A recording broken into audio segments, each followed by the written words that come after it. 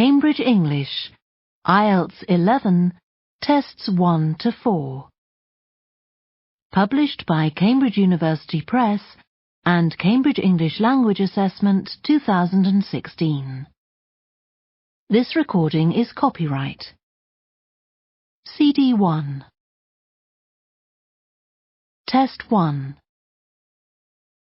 You will hear a number of different recordings, and you will have to answer questions on what you hear.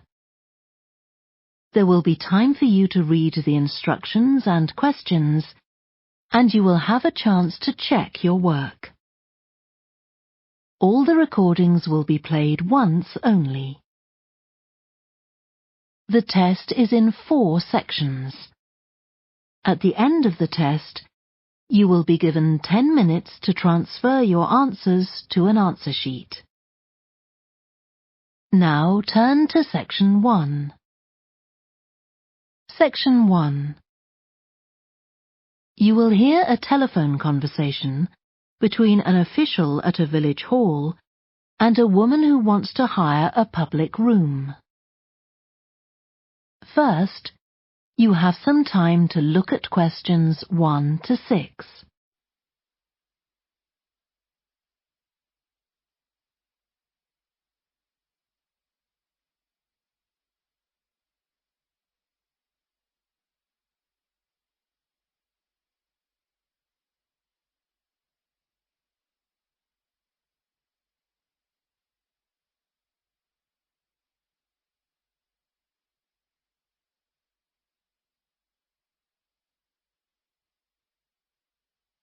You will see that there is an example that has been done for you.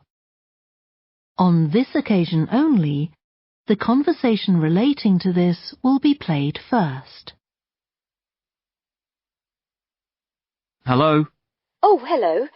I wanted to inquire about hiring a room in the village hall for the evening of September the 1st. Let me just see.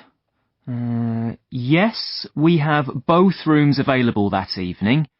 There's our main hall, that's got seating for 200 people, or there's the Charlton room. The main hall seats 200, so 200 has been written in the space. Now we shall begin. You should answer the questions as you listen, because you will not hear the recording a second time. Listen carefully and answer questions 1 to 6. Hello? Oh, hello. I wanted to inquire about hiring a room in the village hall for the evening of September the 1st. Let me just see. Yes, we have both rooms available that evening. There's our main hall, that's got seating for 200 people, or there's the Charlton room. Sorry? The Charlton room, Charlton.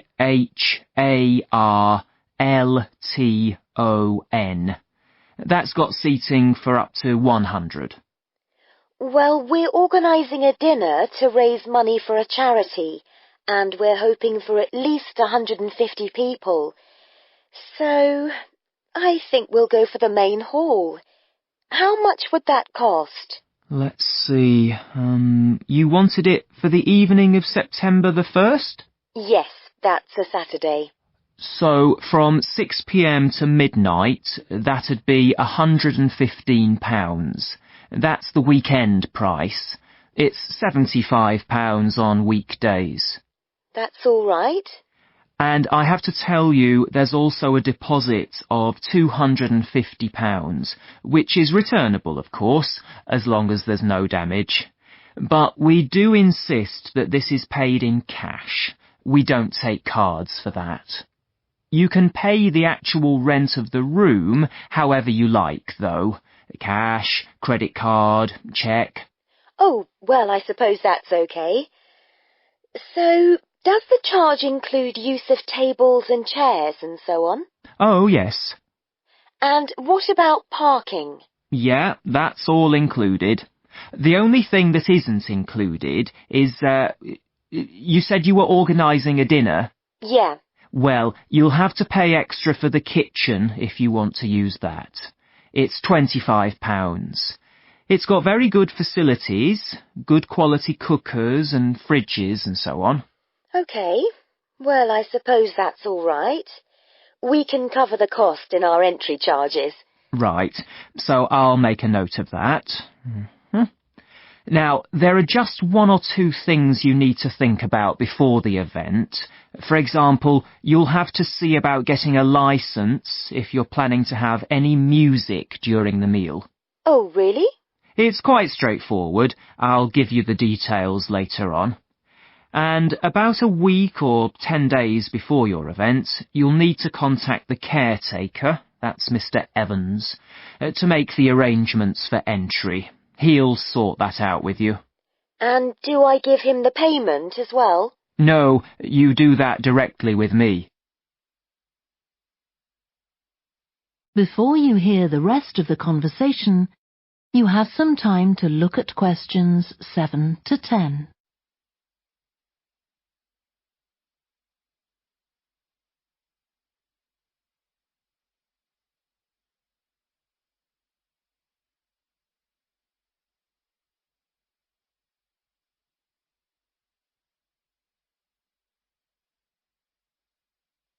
Now listen and answer questions 7 to 10.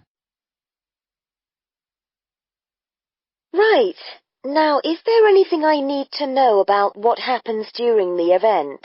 Well, as you'll be aware, of course, the building is no smoking throughout. Of course. Now, are you having a band? Yes. Well, they'll have a lot of equipment, so rather than using the front door, they should park their van round the back and use the stage door there. You can open that from inside, but don't forget to lock it at the end. OK.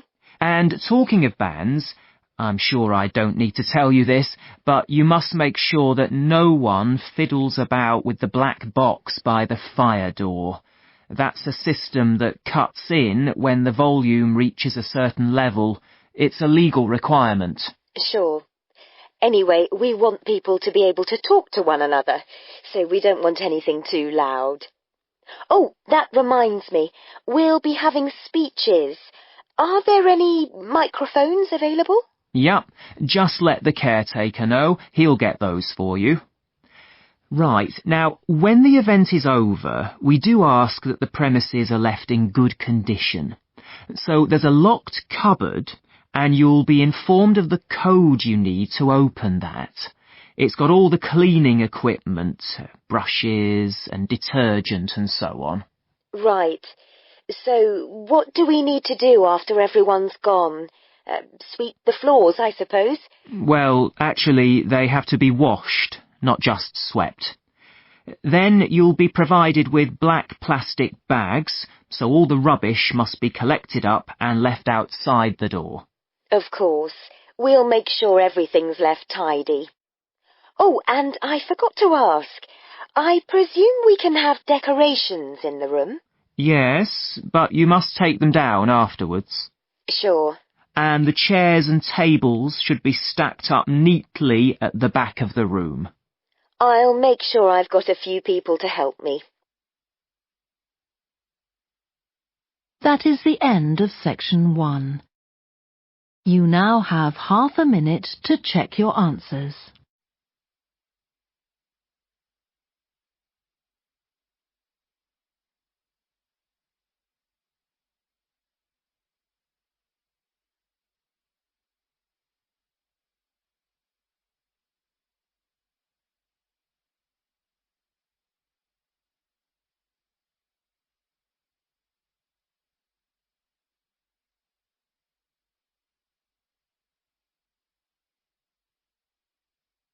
Now turn to section 2. Section 2. You will hear a guide talking to a group of visitors to a farm. First, you have some time to look at questions 11 to 14.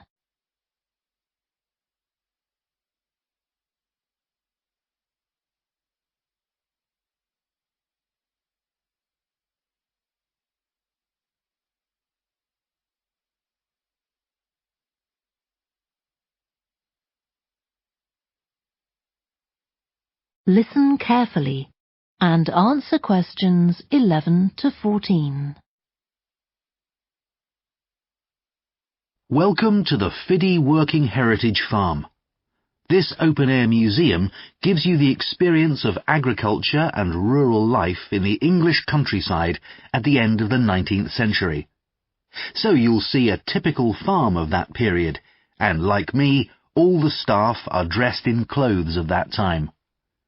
I must give you some advice and safety tips before we go any further. As it's a working farm, please don't frighten or injure the animals. We have a lot here, and many of them are breeds that are now quite rare. And do stay at a safe distance from the tools. Some of them have sharp points, which can be pretty dangerous, so please don't touch them. We don't want any accidents, do we? The ground is very uneven, and you might slip if you're wearing sandals, so I'm glad to see you're all wearing shoes.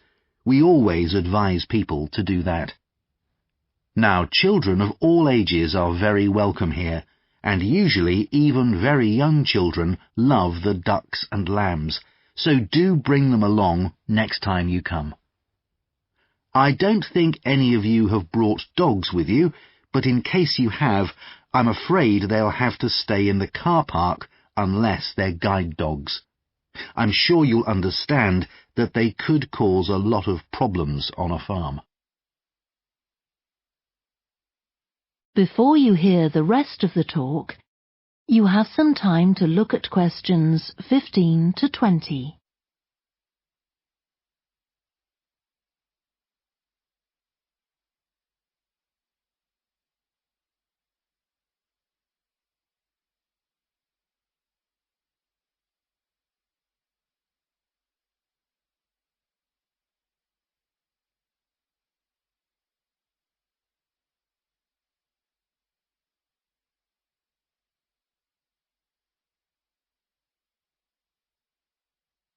Now listen and answer questions 15 to 20.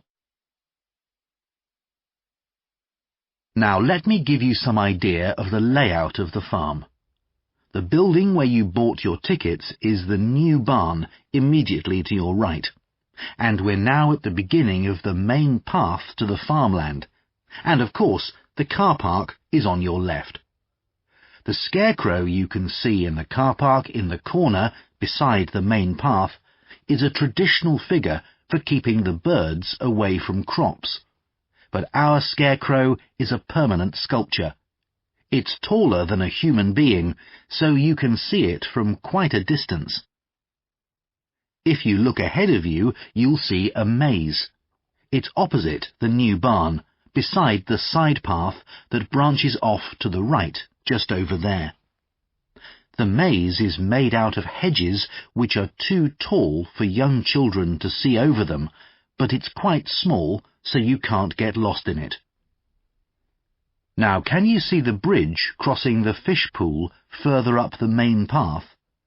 If you want to go to the cafe, go towards the bridge and turn right just before it. Walk along the side path, and the cafe's on the first bend you come to. The building was originally the schoolhouse, and it's well over 100 years old. As you may know, we run skills workshops here, where you can learn traditional crafts like woodwork and basket making. You can see examples of the work and talk to someone about the courses in the Black Barn. If you take the side path to the right, here, just by the new barn, you'll come to the Black Barn, just where the path first bends. Now, I mustn't forget to tell you about picnicking, as I can see some of you have brought your lunch with you. You can picnic in the field, though do clear up behind you, of course. Or if you'd prefer a covered picnic area, there's one near the farmyard, just after you cross the bridge. There's a covered picnic spot on the right. And the last thing to mention is Fiddy House itself. From here you can cross the bridge, then walk along the footpath through the field to the left of the farmyard. That goes to the house, and it'll give you a lovely view of it. It's certainly worth a few photographs, but as it's a private home, I'm afraid you can't go inside. Right, well, if you're all ready, we'll set off on our tour of the farm. That is the end of section 2. You now have half a minute to check your answers.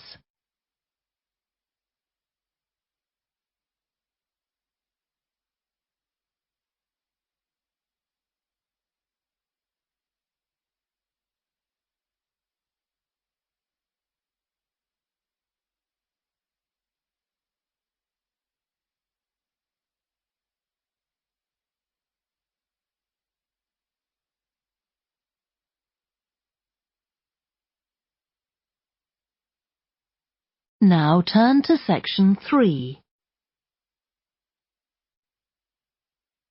Section 3. You will hear two psychology students called Lisa and Greg discussing a project they have to do. First, you have some time to look at questions 21 to 27.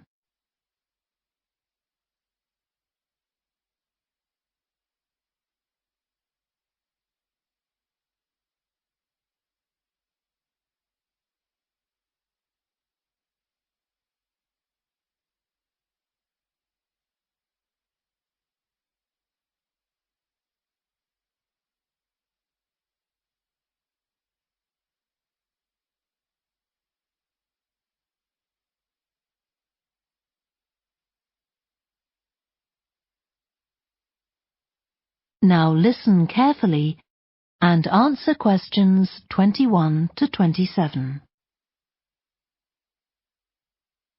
OK, Greg, so I finally managed to read the article you mentioned, the one about the study on gender in physics.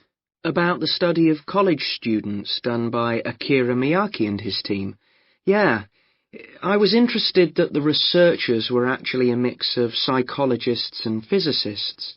That's an unusual combination. Yeah, I got a little confused at first about which students the study was based on.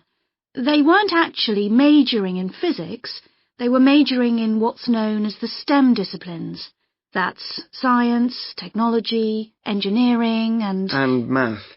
Yes, but they were all doing physics courses as part of their studies. That's correct. So, as I understood it, Miyake and co. started from the fact that women are underrepresented in introductory physics courses at college, and also that, on average, the women who do enroll on these courses perform more poorly than the men. No one really knows why this is the case. Yeah, but what the researchers wanted to find out was basically what they could do about the relatively low level of the women's results. But in order to find a solution, they needed to find out more about the nature of the problem. Right. Now, let's see if I can remember. It was that in the physics class, the female students thought the male students all assumed that women weren't any good at physics. Was that it? And they thought that the men expected them to get poor results in their tests. That's what the women thought, and that made them nervous. So they did get poor results, but actually they were wrong. No one was making any assumptions about the female students at all. Anyway, what Miyake's team did was quite simple, getting the students to do some writing before they went into the physics class. What did they call it? Values affirmation. They had to write an essay focusing on things that were significant to them, not particularly to do with the subject they were studying, but more general things like music or people who mattered to them. Right. So the idea of doing the writing is that this gets the students thinking in a positive way. And putting these thoughts into words can relax them and help them overcome the psychological factors that lead to poor performance. Yeah. But what the researchers in the study hadn't expected was that this one activity raised the women's physics grades from the C to the B range. A huge change. Pity it wasn't to an A, but still. No, but it does suggest that the women were seriously underperforming beforehand in comparison with the men. Yes. Mind you, Miyake's article left out a lot of details, like did the students do the writing just once or several times? And had they been told why they were doing the writing? That might have affected the results. You mean if they know the researchers thought it might help them to improve, then they just try to fulfill that expectation? Exactly. Before you hear the rest of the discussion, you have some time to look at questions 28 to 30.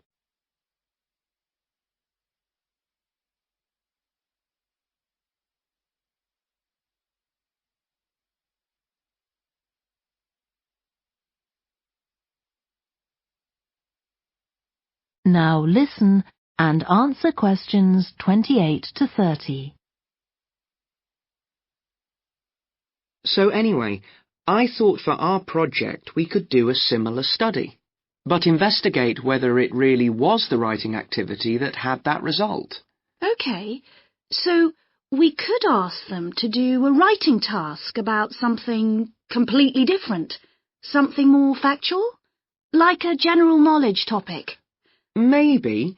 Or we could have half the students doing a writing task and half doing something else, like an oral task.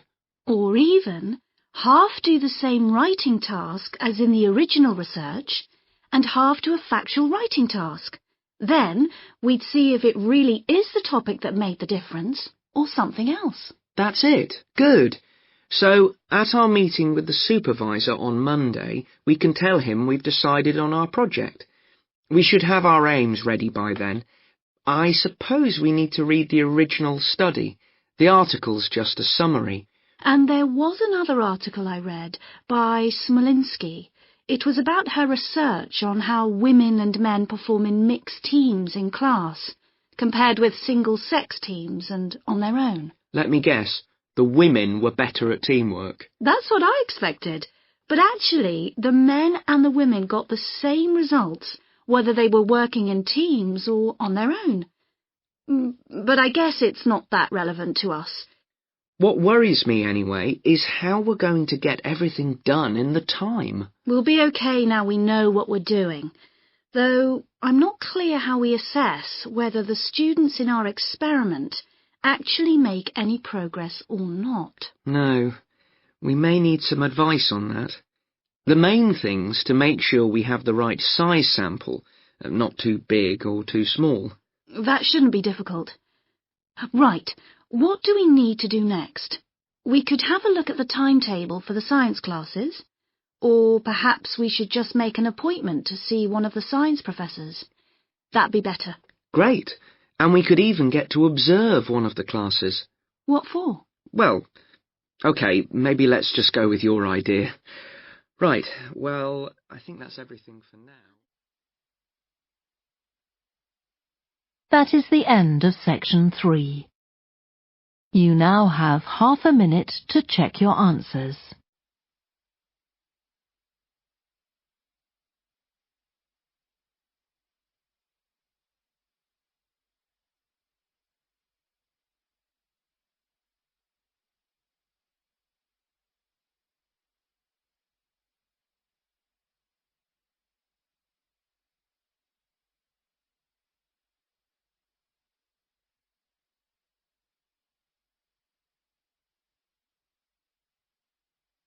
Now turn to section 4. Section 4. You will hear part of a student presentation about the variety of different species that live in the world's oceans. First, you have some time to look at questions 31 to 40.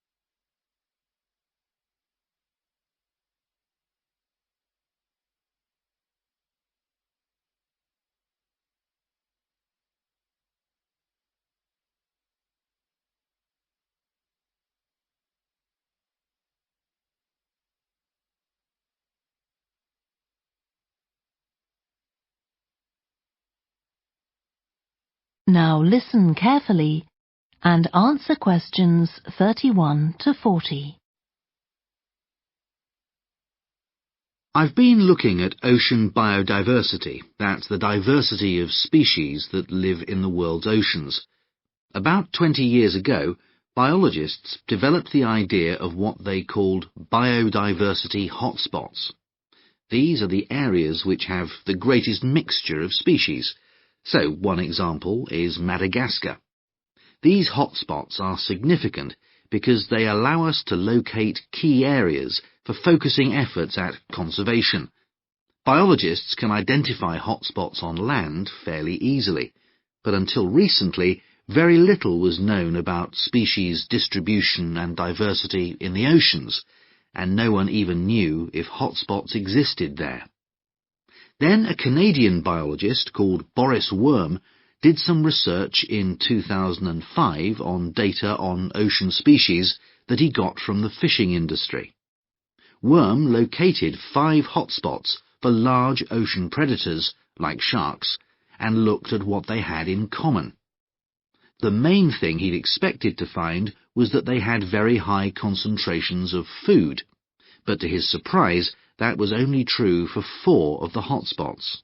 The remaining hotspot was quite badly off in that regard. But what he did find was that in all cases, the water at the surface of the ocean had relatively high temperatures, even when it was cool at greater depths. So, this seemed to be a factor in supporting a diverse range of these large predators. However, this wasn't enough on its own, because he also found that the water needed to have enough oxygen in it. So these 2 factors seemed necessary to support the high metabolic rate of these large fish. A couple of years later, in 2007, a researcher called Lisa Balance, who was working in California, also started looking for ocean hotspots, but not for fish. What she was interested in was marine mammals, things like seals. And she found 3 places in the oceans which were hotspots, and what these had in common was that these hotspots were all located at boundaries between ocean currents. And this seems to be the sort of place that has lots of the plankton that some of these species feed on. So now people who want to protect the species that are endangered need to get as much information as possible. For example, there's an international project called the Census of Marine Life. They've been surveying oceans all over the world, including the Arctic. One thing they found there, which stunned other researchers, was that there were large numbers of species which live below the ice, sometimes under a layer up to 20 meters thick. Some of these species had never been seen before. They've even found species of octopus living in these conditions. And other scientists working on the same project, but researching very different habitats on the ocean floor, have found large numbers of species congregating around volcanoes, attracted to them by the warmth and nutrients there.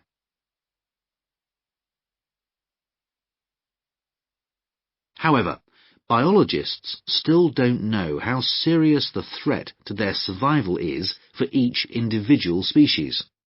So a body called the Global Marine Species Assessment is now creating a list of endangered species on land, so they consider things like the size of the population, how many members of one species there are in a particular place, and then they look at their distribution in geographical terms. Although this is quite difficult when you're looking at fish, because they're so mobile. And then thirdly, they calculate the rate at which the decline of the species is happening. So far, only 1,500 species have been assessed, but they want to increase this figure to 20,000. For each one they assess, they use the data they collect on that species to produce a map showing its distribution. Ultimately, they will be able to use these to figure out not only where most species are located, but also where they are most threatened. So, finally, what can be done to retain the diversity of species in the world's oceans? Firstly, we need to set up more reserves in our oceans, places where marine species are protected. We have some, but not enough. In addition, to preserve species such as leatherback turtles, which live out in the high seas but have their nesting sites on the American coast, we need to create corridors for migration, so they can get from one area to another safely. As well as this, action needs to be taken to lower the levels of fishing quotas to prevent overfishing of endangered species. And finally, there's the problem of bycatch. This refers to the catching of unwanted fish by fishing boats. They're returned to the sea, but they're often dead or dying. If these commercial fishing boats used equipment which was more selective so that only the fish wanted for consumption were caught, this problem could be overcome. OK, so does anyone have any questions about... That is the end of section 4. You now have half a minute to check your answers.